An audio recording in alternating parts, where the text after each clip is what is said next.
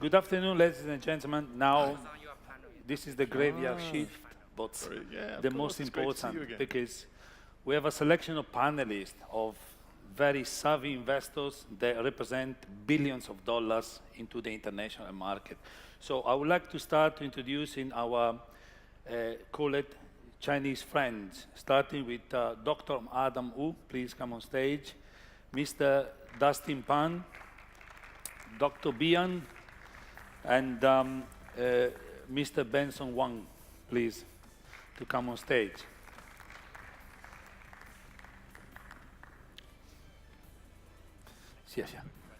And followed by an esteemed panel of local high-profile developers and authorities, starting with His Excellency Mohammed Al-Othman, is Chief Executive Officer from Fujairah Holding.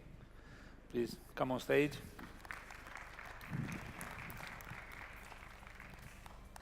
Samuel Sidiqi, Chief Executive Officer for RAK Properties.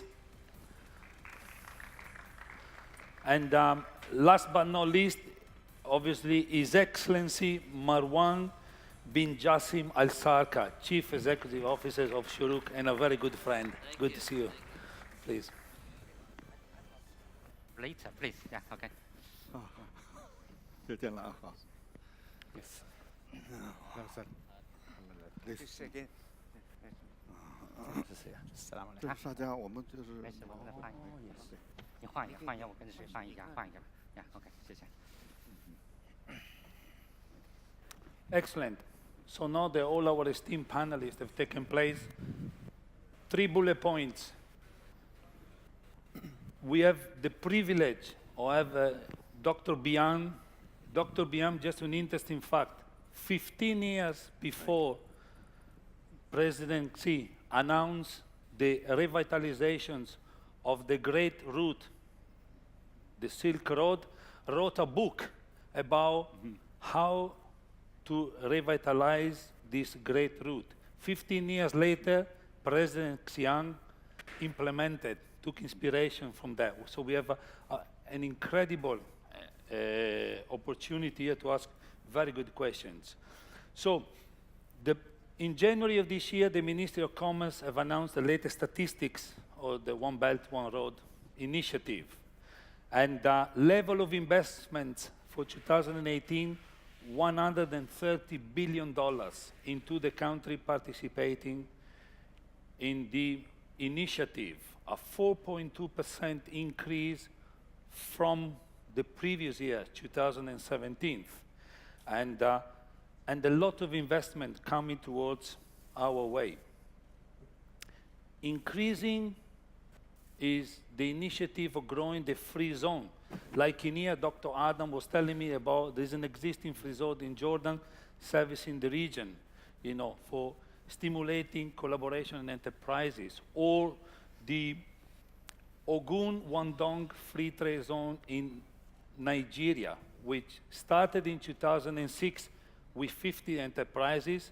Today they have 1,000 enterprises and benefited from $120 billion investment from Chinese authorities and private sectors. Dr. Adam Huang, which is one of the most experienced advisors to Chinese organizations in investing abroad, highlighted 2 very important facts when it comes to hospitality. And this is my last point before I leave the esteemed panelists to speak. Overseas investments made by Chinese companies are carried out to cater for the increase in number and primarily for Chinese travelers. HNA, Hainan Airlines, very savvy investor, Zhejiang International, to the latest savvy investor, Greenland, are buying assets internationally to cater for these travelers, bringing the entire supply chain of hotels, airlines, and tour operators. So that's a primary focus. So now, I would like to start by having our Chinese friends to share experiences. Mr. Huang, Yes. Mr. Benson, you've been investing abroad, particularly in Australia, quite a lot for a number of years. Can you please share your experience in your investment in hospitality abroad and give us one example of what very well from a Chinese investor point of view? Okay. Thanks for all the people, all the coming here. I'm from China, but I used to be in Australia study, and also I know the culture and know the situation in economy and also development of the Australia. So for me, my experience in overseas, in New Zealand and Australia, we have some investment in especially hotel, resort. Actually, in Gold Coast, just near the Brisbane Gold Coast, there is one very famous place called the Crabbing Valley. We have invested to buy this whole property, and now we develop them as a destination for Chinese people, for Chinese tourism. But before, our first planning is want to just build up that for Australian people, have their relaxed destination for golf, for horsing, for the diving of the airplane. That's a big project. But after several years, we found it's very important for Chinese, the guests, Chinese people to bring to Australia. So we start changing that from the start of the beginning. We think 70% people there, but we try now change that. We have a large of population from China to go there. Now we have 70% customer from China to that area. But for me, this time I'm coming to AUE. First, I really want to know the invest for us to think about the hotel and the tourism, the parts, especially for Chinese people. Because with this experience for me, I think we need to think about and find out this kind of invest for me for New World group or pioneer investment from my company. As the managing director here, yesterday I have go to the land, go to the site to have a look. It's really encouraging me to think about the invest in the future, especially here the land. With the vast construction from the seaside, you build up this land, it's very valuable for the investor. It's already. And for Chinese people, for the large population, large market for the tourism, it's really for me to encourage me to think about it here. That's my experience from Australia, and now I think about AUE. So hopefully, with your Australian experience, we will see the growth of Chinese tourists coming in here. You said 70% increase in Australia, so hopefully this will be the phenomenon we will experience with the Chinese investment here in the UAE, if I get it correct from you. Yes. Which is great. And I want to move on to Mr. Bian. And Mr. Bian will need translation, so Dr. Adam will kindly translate.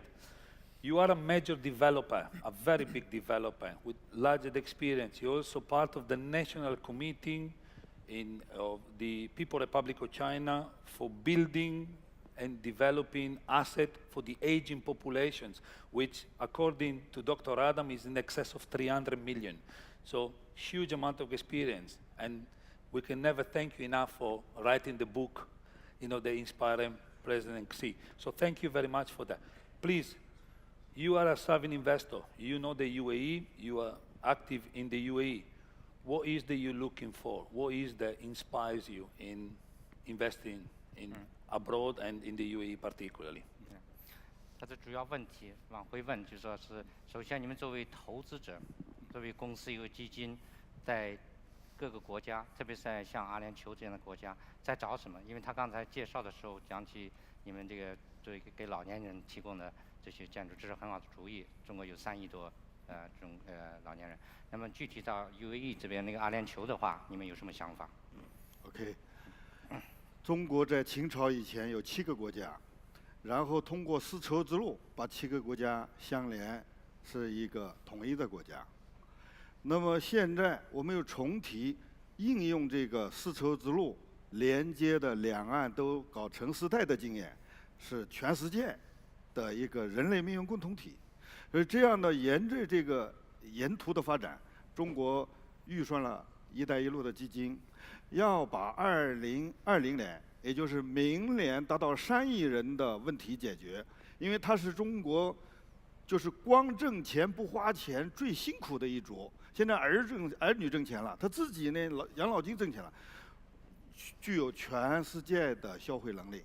我觉得到阿联酋这样的气候带是非常好。What Mr. Bian is saying, I just translate first, rather than explaining what they do more than what's just for the aging population. But it's an extremely good idea because China does have just China alone, every country has significant amount of the aging population. In China, the 300 million are the most hardworking, I think referring to people just about my level, my parents' level, hardworking, accumulate enough finance, but haven't had time to enjoy themselves. They are spending significant amount of money traveling overseas. I have the figure of 268 billion US dollars spent by Chinese visitors so far. But those aging population need special accommodation, so hotel resort could be developed to cater for not just normal, not normal, everybody normal, but not just the traditional, let's say, travelers, FITs, but those older generation that can stay much longer because they are not going to be in Dubai for 1 day or Ras Al Khaimah for 2 days just going. But they may stay a week or 2 weeks. They're talking about these, like snowbirds from US to the other part of when the weather is cold in China, and then they come here. And Mr. Bian also mentioned the fact that the whole concept of Silk Road started when China was not united until under the Qin dynasty. We used to be separated. We had actually 7 different kingdoms within China, just like UAE. And of course, it's under the Silk Road that China united, and then going further, and the whole concept of One Belt, One Road that's conceptualized by President Xi Jinping now is to encouraging Chinese companies, individuals to go out like we did over years, to develop the economy, to work with the local population here to not just cater for the Chinese. I'm sure the same facility will be for others as well. Yeah. 我再补充一下，可以吗？说吧。阿联酋和中国秦朝以前的7国是一样的。对，我刚说到了。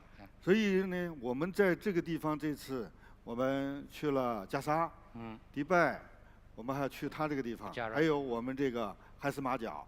所以说这几个呢。我在想用一个什么方式更好的联系呢？适合于中国人生活的。中国人喜欢靠水矮居，喜欢呢就是在船上观景。这样的话呢有游轮，我们称之为叫水上人家。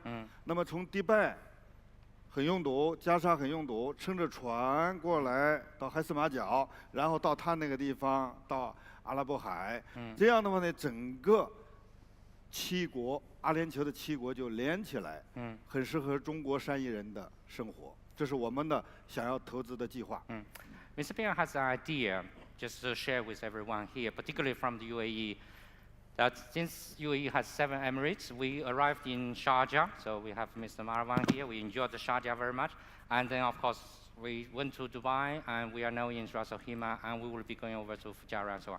Now, what we discovered is, like what China has 7 kingdoms before, that for now, for the Chinese visitors, we want to attract them to stay much longer. Let's see every part of the UAE, so that we can develop properties that can help them to stay in one place, move on to the other. They even have a concept of mobile, not a mobile home, but a boat or ship or the yacht. We will try this afternoon, so that they're not stuck in the traffic. I think that is a problem in certain part of UAE. But they will be enjoying more on the road, on the water, and so on, so that they stay in the country for as long as they want to enjoy. The same concept can be expanded to other parts of the world or the Middle East as well. Okay. Okay. So, if I understand correct, and I will pass on to His Excellency Marwan, is that you suggested we're going to have the Spirit of the Union Road. You know, I mean, instead of having the wide road. So across the 7 Emirates, inspired by the Chinese. So we thank, you know, Dr. Bian for giving us inspiration. Your Excellency, Marwan, is obviously you've been very proactive. Clearly, Adam highlighted your spirit and of collaboration with foreign governments, entity, and the private sector to attract FDI into the UAE, and particularly your beloved Sharjah. And we want to know from you what worked very well in, and what these foreign entity look for when they plan to invest in Sharjah. And give us an example of a good collaboration, a strategic collaboration that succeeded in Sharjah, please. Thank you, Filippo, for basically managing this session. I mean, it's a big of a challenge having 3 Emirates sitting here and the Chinese trying to attract and convince them about investments in the tourism sector. Well, to start with, I'm actually heading the Sharjah Investment and Development Authority for the past 12 years, managing attracting investments to the Emirate of Sharjah and developing projects. Our main objective was how to attract foreign direct investments to the Emirate of Sharjah, and one of the main pillars was to focus on key sectors, and one of those key sectors is tourism. However, trying to attract investors from China might be a bit of a challenge, keeping in mind that the amount of information to the Chinese investor was not really available, and especially when we talk about the tourism sector. As we go back 47 years ago, when the United Arab Emirates was created, the tourism sector was never a sector that people would think about of investing. It's about oil and gas, it's about trade, it's about logistics, it's about transportation, it might be about aviation, but tourism was not really a key sector for the economy.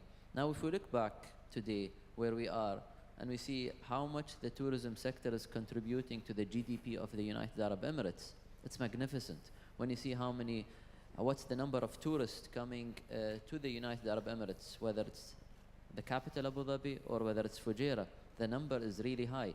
And that puts a lot of pressure for us, government entities, to create opportunities for investors to invest. So what happened is that governments by themselves started investing in the tourism sector. Dubai has invested in creating their own brand, Sharjah has invested, Ras Al Khaimah has invested, and every other emirate have created touristic destination. So it was never really open for the foreign investors to come and invest in the tourism sector, and that was one of the key things of why we don't see many investors.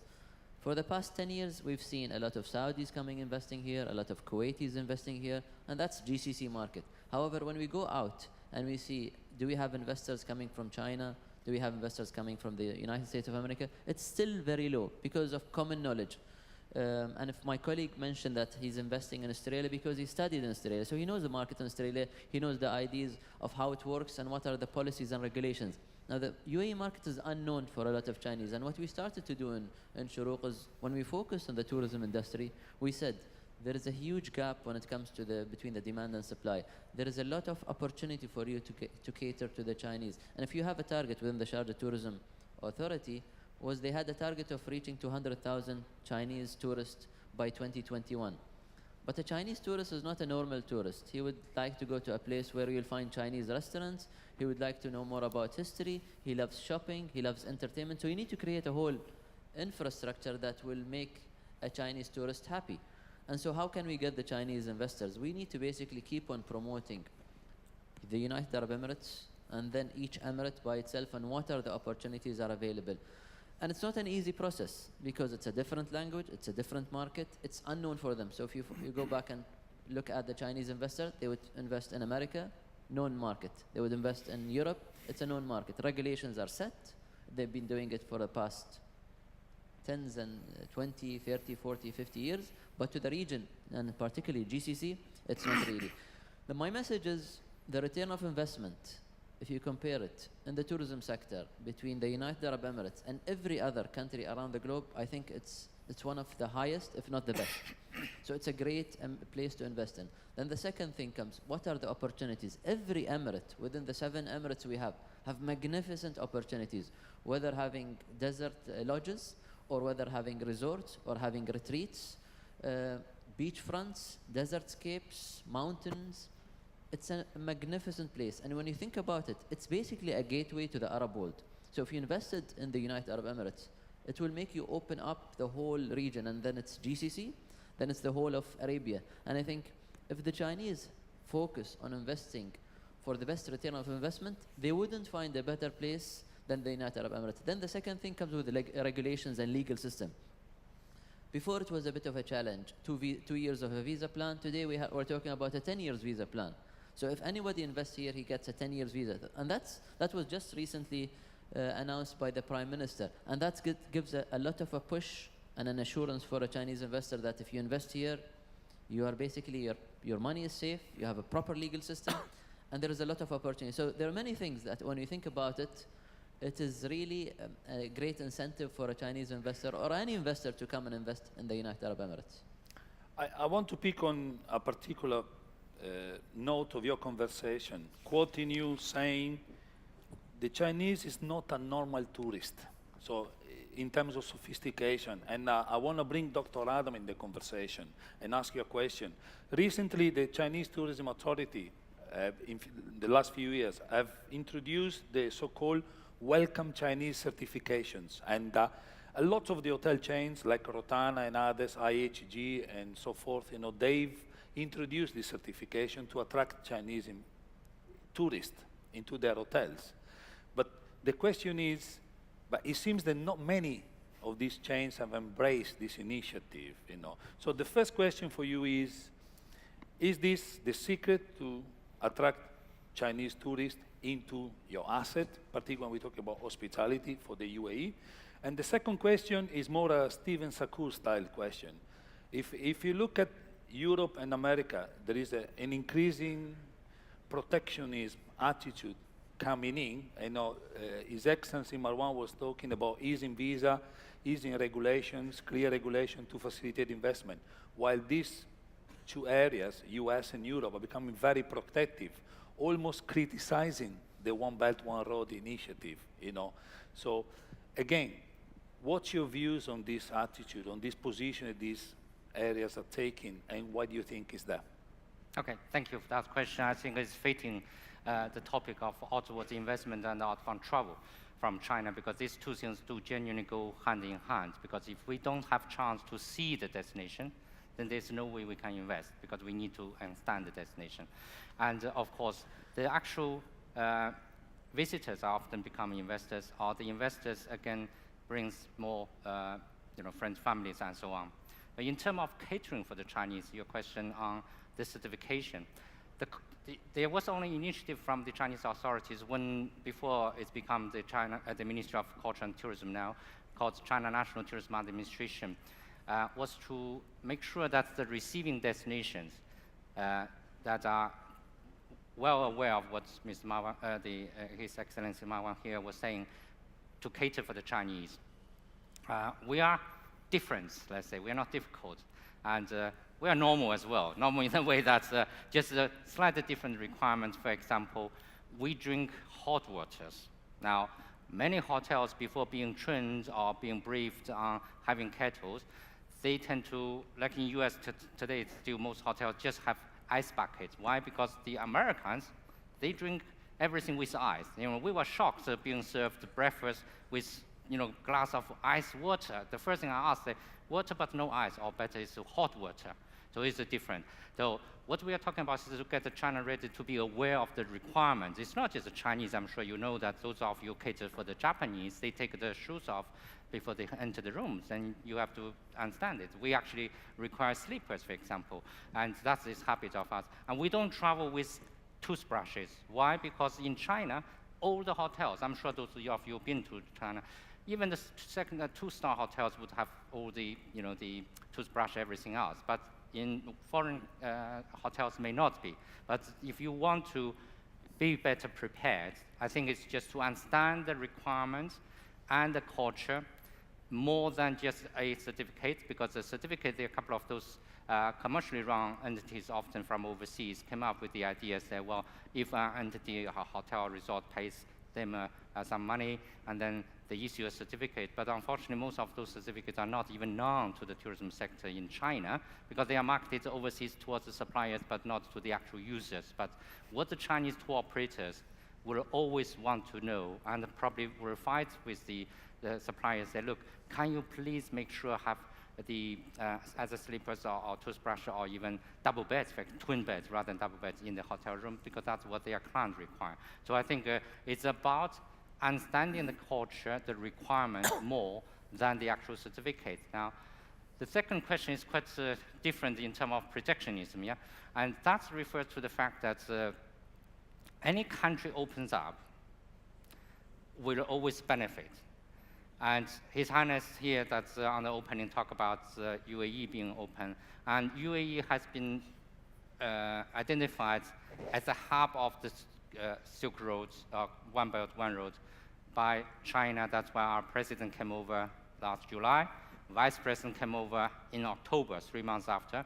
And then the previous foreign minister, who is higher now for all the foreign affairs, came in January again on behalf of the minister, as a special convoy of the President of China to materialize the agreements under the One Belt, One Road, because we are not just talking about it. This is a matter of materializing to make sure that the investment agreed are being put in place.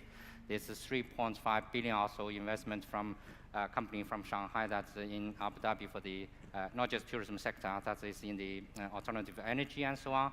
And of course, we have colleagues sitting here from China State Construction. It's not just one company, China State Construction, 8th Bureau, 3rd Bureau, they all have projects here. So these are literally the execution of this grand idea of One Belt, One Road. And it's contrary towards the protectionism that we all know who came up recently, or ever since President Trump started that. And that demonstrates the fact that the more he tries to say American first, suddenly everybody have to fight, say you place barrier towards us, we place barrier against you as well. So certainly the open society for the last almost 30 years that most countries benefited started becoming closing in. That's why this One Belt, One Road initiative is actually necessary to keep this world opening. And I was glad to hear that you have the initiative to build your runway and so on, authority highway linking all the Emirates. I would say the same in terms of even tourism promotion and the investment promotion, that, well, you have different Emirates. Chinese genuinely see UAE as one.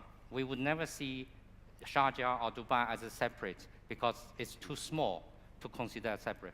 We need to market the whole UAE as one and it make you much more attractive. Actually, if we were marketing the whole UAE as one, many more Chinese will stay much longer here rather than just in Dubai or in Sharjah. Once we stay, we experience, oh, there's no more. But UAE needs at least, we are here just for about 1 week. We only see 4 of you, not yet 4, and there's still 3 haven't seen. So this is the idea of working together, open up. That's the, what I would understand. Yeah. So, Dr. Marwan, no pressure. He just put you in charge of building the spirit of the Union Road and new market initiative as one country, UAE. So, easy suggestion. Maybe we need to explore that. Right. And maybe if, thank you, Dr. Adam. I think we do promote the United Arab Emirates as one unified emirate, and I don't think there is the thing that's great about the emirate that the United Arab Emirates, that every emirate is unique by its offering. So if you look at Ras Al Khaimah, it's about nature. If you look at Sharjah, it's about culture. If you look about Dubai, it's about business. If you look about Abu Dhabi, it's about sports activities, so international level, and arts. So every emirate does have its own unique positioning. However, when we promote investing in the tourism sector, we do promote it within the Ministry of Economy and the Ministry of Foreign Affairs. So we do have the message. For us, the benefit is getting investments to the UAE and then getting it to each and every emirate. So we are into looking at it. But today, an FDI it's not about countries. It's about cities that are competing. It's not really any more country that competes with another country. But every city today has an FDI office that wants to increase the FDI inflows. And so, I want to lead into another challenging question for Mr. Pan. Dustin, lately news about the increasing scrutinizing by the Chinese government on all the funds that are exported outside the country. So all well and said, we want to spend all this money, 120, 130 billion. But the question I have, what is the latest news about, how do you manage to get the funds out of, China? What's the secret? You're very experienced in doing that and helping organizations, so let's hear it. Thank you, Philip, for the question. Because I know it is, for some investors, if you're dealing with Chinese, it is an issue now. But as all the things always have issue, right? But first of all, let me see why I'm in this suit. Right? Normally, it's not my business suit. I'm a finance people. Tie, I should be suit, tie, and polished shoes. But because today our theme is Belt and Road, in other words, in Chinese know it's the Silk Road. It's 2,000 years, actually. We all know that. All Chinese know it. That's why I'm in this suit. It's Chinese, very traditional suit. And Jonathan and Anna, they all like it. And it made me very happy. Finance, basically two things. My daily job is number regulations, law regulations. I'm not going to touch on numbers because it's 1 p.m. already. We're all tired. I'm just touching on regulations. It is an issue because regulations are changing all the time. If we just go back just a few years, let's say from 2009, there are already a lot of changes, not only in China, but also on the world stage. I think you must know, like in 2014, July 1st, we have FATCA in US. That's a big change in the business world, investment world. 1st of July, 2017, that's CRAs agreed by 100 countries, more than 100 countries. That's a big change in the world. So coming back to this is just a change in the business world. It's not that difficult. So our job is to forecast or study these changes and provide solutions. Now, even though there are so many changes, there's still something not changed. Let's say for this source of funds, this thing. If you look at this, even past 50 years, it's never changed, even in the West or in China, never changed. We always accept like income as a very legitimate source of fund, or your inheritance as very legitimate, and also if it's an investment proceeds, it's all legitimate, and you can basically go anywhere. Now our job, especially we're based in Hong Kong, we have this advantage to know the West and know the China, and know these all changes, both in China and in the West, in the rest of the world.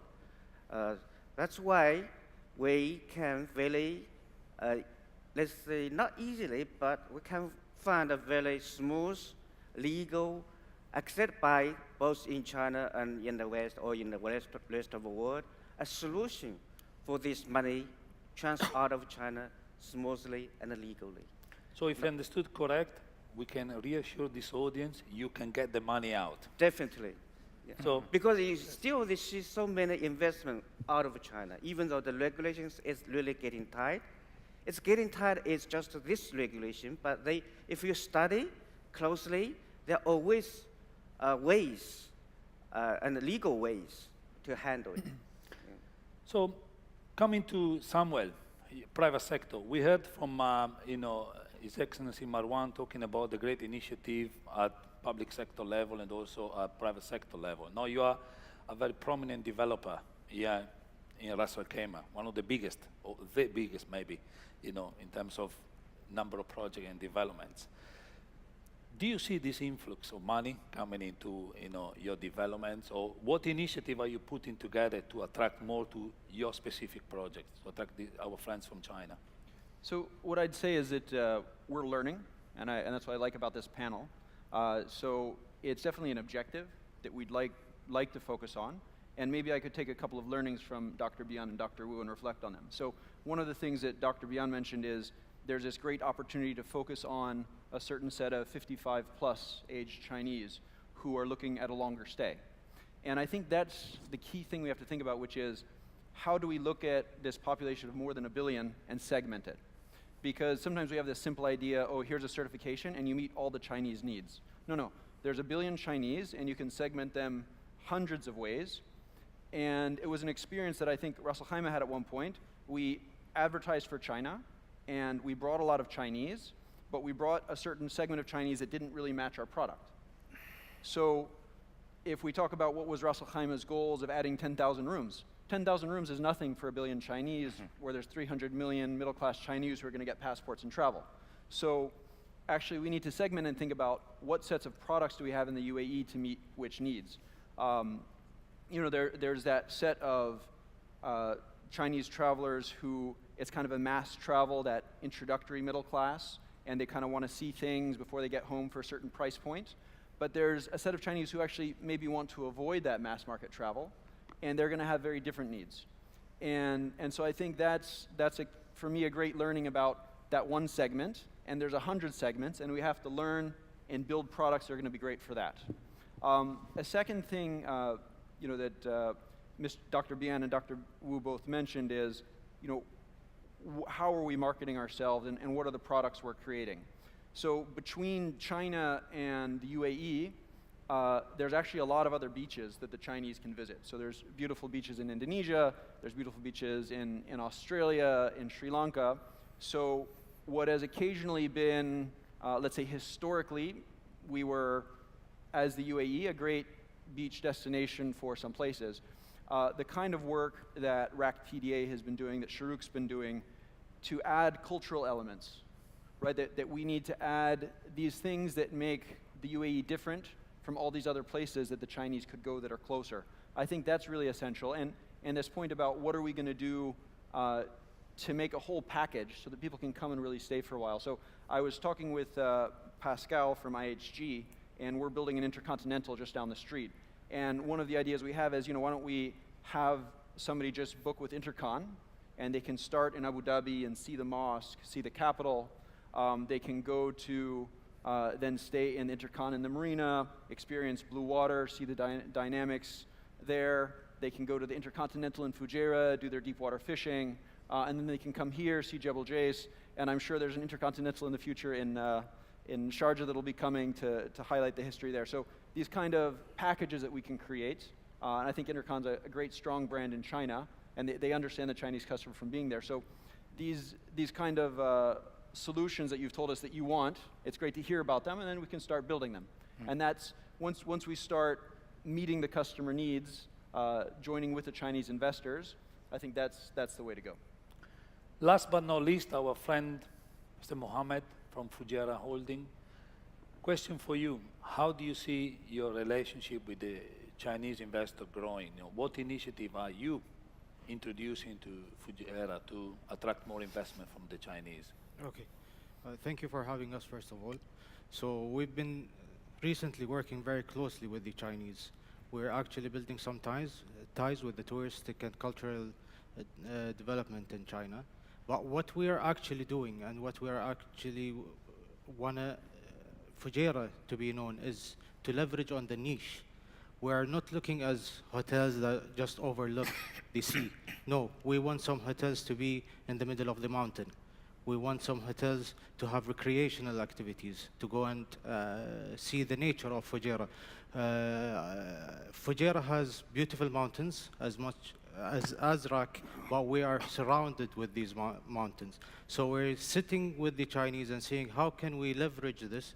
How can they come and invest in these unique opportunities that Fujairah can offer? We are limited with our opportunities. We're a small emirate. We're one of the smallest. We occupy 1,400 square kilometers, but 80% is Rocky Mountains. So we're only left with this 20% to play with. So we are looking for unique spots that they can come, look at it, and try to develop it. It has been a remarkable experience having this, what I would call the dream team on stage, you know, of UAE colleagues and our Chinese friends, which highlights how different culture can work together for a successful output. But now is your time. Please, is one-of-a-kind opportunity. Is there anybody that want to share experiences or ask a question to these investors? 他说什么？他说什么？等一下，等一下，等一下。啊？他下面有 Anybody want to ask 问 question? 题的话 Anybody has an investment to propose? Let's go even to the next. Oh, here we have. Please, there's a question over here.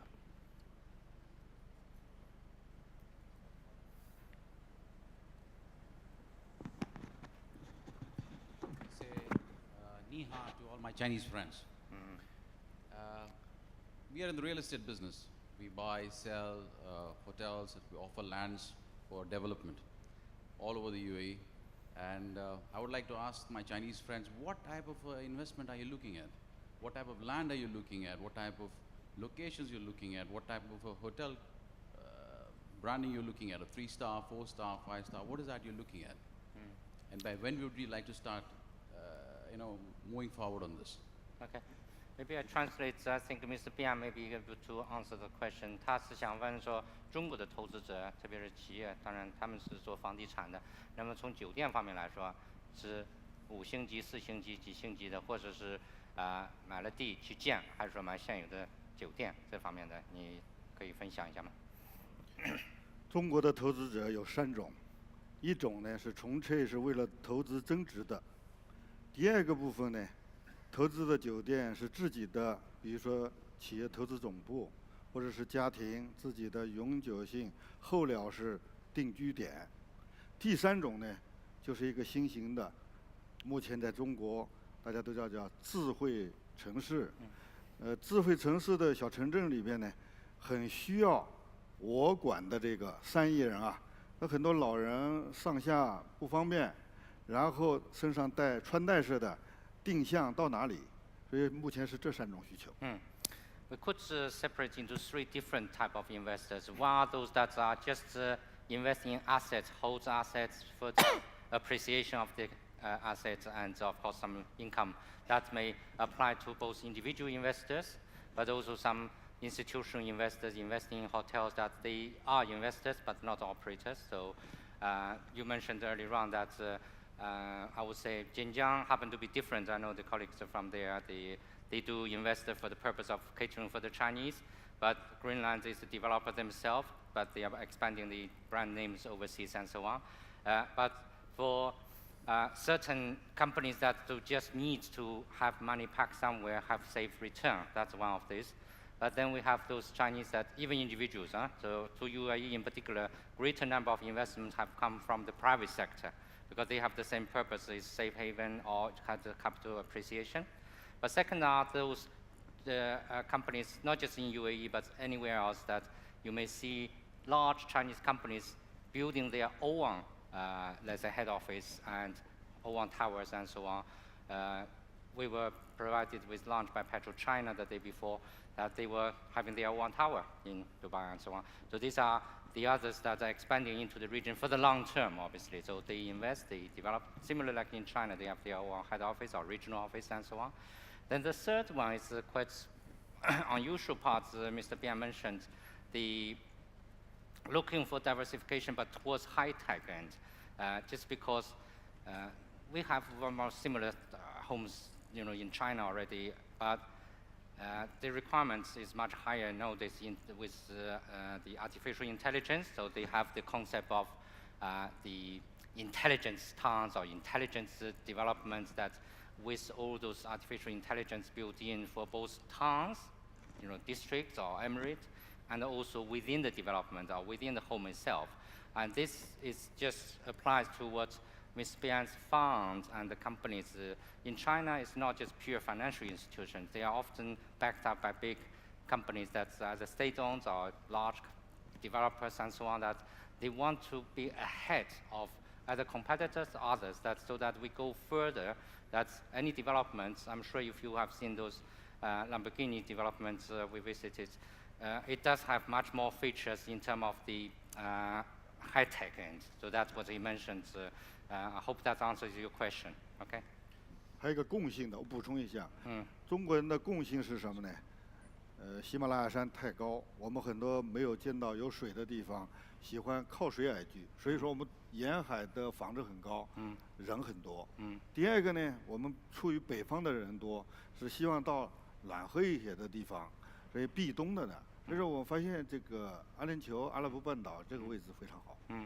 Just coming back to the UAE, the location-wise and the environment seem to meet a certain part of Chinese because we have high mountains, but Chinese like living by the water. By the way, we have a spirit leader here who tell you that Chinese believe water associates with whales, okay? So that's why you can see how Hong Kong developed itself, and even all the Emirates here, that we are very impressed by the fact that wherever we go, we see, oh, here's water. When there's water, there's wells, okay? So that's, I think you all agree, all the major cities has their rivers as well. So the environment, physical environment of UAE does meet certain requirement of Chinese desire, at least that. So no, it's just a matter of how we can get them over here to experience that, yeah. Okay, we have a question from Rami. Ramzi. 他跑累了。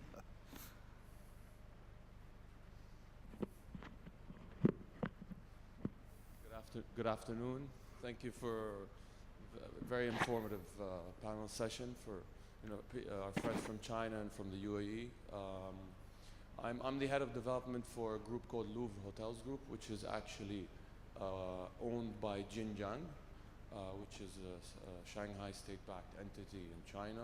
We've been in this region for a very long time, and the interesting aspects we're exploring over the last few years is working with local developers here to create hotels, brands in the mid-scale and upscale segments for the Chinese travelers to come in and to experience. What we've also developed is the technology that the gentlemen are talking about in China that we're trying to integrate here. My other question essentially is for also our Chinese friends coming in to invest here. We get a lot of questions from partners locally in terms of can we bring some of the Chinese partners and investors to come in and partner in JV with our local partners, and that's something that I'd like to know what the appetite is from an investment in the real estate as well as driving outbound travel, because we also own a travel agency in China. So I guess the question is for everyone here is, I think the collaboration is great. We're trying, what's the appetite like to JV, to do partnerships with local partners who are also willing to invest along with Chinese partners? Thank you. I'm sure you will be having different, the answers, but I just bring everybody back to the topic of today is genuinely what Xinjiang is doing is matching the demand of Chinese outbound travel with the investments that are catering for that. And the real reason, I'm sure Louvre and Radisson Blu, I know the people coming here, would know why Xinjiang invested in your group. It's because significant number of Chinese are traveling to the destinations that you cover very well. I bring groups to most part of the world that whenever we see a golden tulip, that's, we've associated with Xinjiang. Xinjiang is not just it's a massive travel company that's started with both restaurants, hotels, but tour operators, so outbound tour operators. So they are feeding those properties with visitors. Of course, they may not be able to cater for everybody, but at least it's an idea, it's a demonstration, say, if you want to bring more Chinese, that maybe there are certain brands that we are more associated with, because in China, if we travel internally, we stay in Hilton or we stay in Marriott already. But if we don't experience something that's homely and so on, then we may be just distant and sometimes worried that those hotels may not really be able to cater for us. So having a familiar brand may be a good idea, but of course to match the demands of the Chinese and wherever the visitors go, coming back to the openness, that UAE is a very dynamic market now because you remove the visa requirement, which makes it much simpler. And so that should drive, if we have more Chinese associated brands or Chinese brands and so on. Okay, please. I have also maybe a comment that I need to add to Dr. Adam's point is that just to remind our Chinese investor that the United Arab Emirates doesn't have, it has 100% capital repatriation, which means that everything you actually make, you can actually take it back to wherever you are, which is a big advantage to any investor coming to the United Arab Emirates. And another point also, we have zero taxation. We only have VAT, which is only 5%. That means whatever you do basically stays within your own capacity. And I think that's something that I've noticed that not many investors around the globe are aware about it. So this is another advantage that will pull international investors to come to the United Arab Emirates. I still think educating the Chinese investor is key to attract more investors, and maybe building on the Chinese investors that are currently investing in the United Arab Emirates, and doesn't have to be in the tourism sector. Like we have a huge investment in Dubai with Dragon Mall. We have another huge investment with Abu Dhabi Ports, almost $2.7 billion. So there is a huge investment from Chinese investor, not specifically in the tourism sector, although we feel that the tourism sector might be a great sector to investigate into it.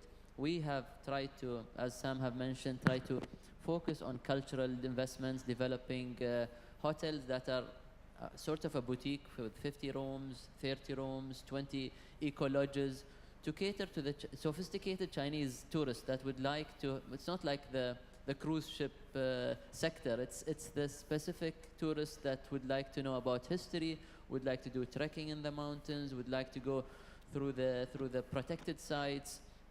And I think the United Arab Emirates will play a major role, and especially Ras Al Khaimah with its magnificent mountains, Fujairah, Dubai with its magnificent project like the Palm Island, for example. These are the projects that will attract. In Sharjah, we have focused more on the culture, so we went to archaeological sites that goes back to 130,000 years before man, actually, when man moved from Africa to Asia in an area like Mleha. So I think if we focus on those sort of investments, we will cater to the right group, because Chinese are one of the biggest tourists today.